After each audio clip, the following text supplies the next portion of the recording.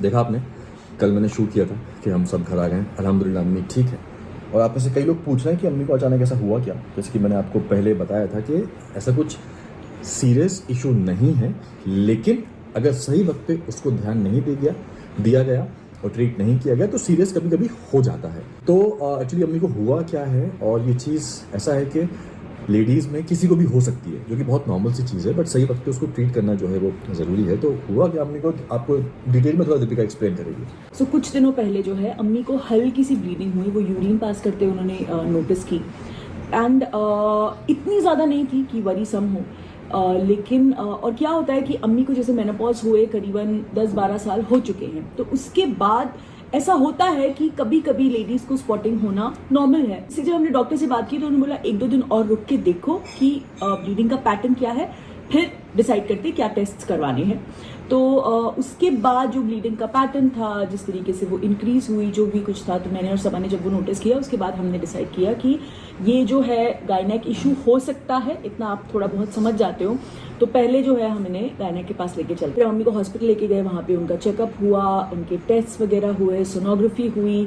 तो उसके बाद जो पता चला वो ये पता चला कि अम्मी को एक सर्वाइकल पॉलिप था। Polyp is basically a growth जो आपके यूट्रस के अंदर कहीं पे भी आ सकती है। अम्मी को जो पॉलिप आया था वो सर्वाइकल पॉलिप था, एंड वो थोड़ा सा इंक्रीज हो गया था, and it was a little गुई, मतलब डॉक्टर उसको टच कर रहे थे तो उसमें से जो है ब्लड निकल रहा था, एंड दैट्स व्हाई अम्मी वाज हैविंग ब्लीडिंग। एंड उसके साथ साथ मेनोपॉज होने के बाद जो यूट्रस की आपकी लाइनिंग है वो थोड़ी सी थिक हो जाती है। तो वैसे भी कई बार इस एज में आके लेडीज को जो है ये इशू हो जाता है कि आपको जो यूट्रस की लाइनिंग है वो थोड़ी सी स्क्रेप करनी पड़ती है। That's what doctor told me. लेकिन अम्मी की यूट्रस लाइनिंग इतनी ज्यादा खराब नहीं थी, दैट वाज ओके। थोड़ी सी बड़ी हुई थी, ज्यादा नहीं थी।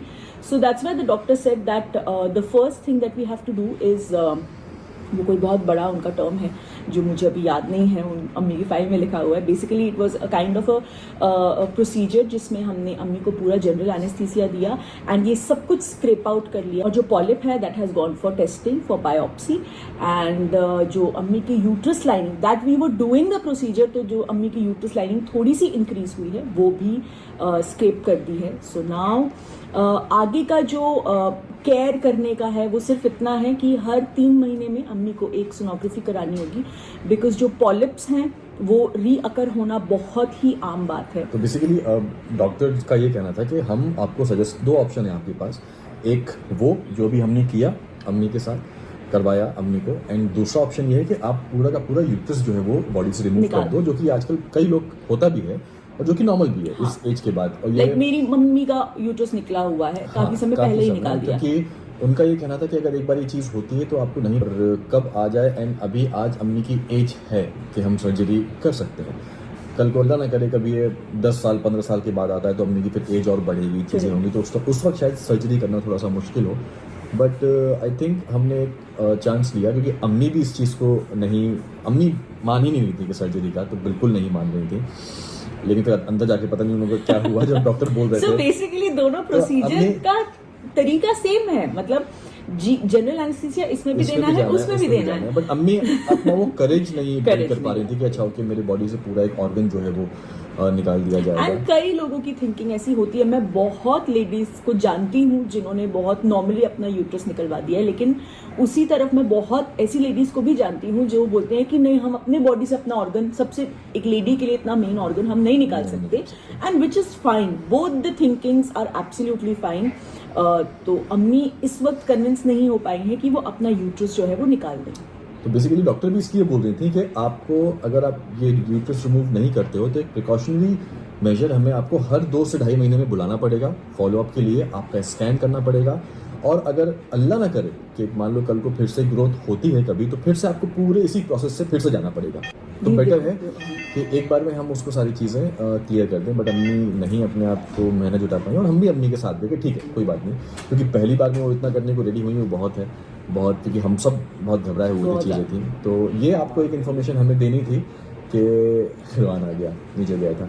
ये हमें आपको एक इन्फॉर्मेशन देनी थी कि ये सारी चीज़ें बहुत नॉर्मल हैं, किसी को भी हो सकती है, लेकिन सही वक्त पे उसको ट्रीट कर लिया जाए। अब जो भी जैसा भी डॉक्टर बोले, और क्योंकि कल फिर मैं अम्मी को बोल रहा था कि अम्मी आज आपकी इतनी हिम्मत है, अच्छा आपने किया, अच्छी बात है, बहुत अच्छी बात है, लेकिन कल को अल्लाह ना करे कभी ऐसी सिचुएशन आ गई कि चीज़ें ऐसी करनी पड़ी, तो बोलती नहीं बेटा अभी कर लेंगे। आज मिन्नी आई अभी।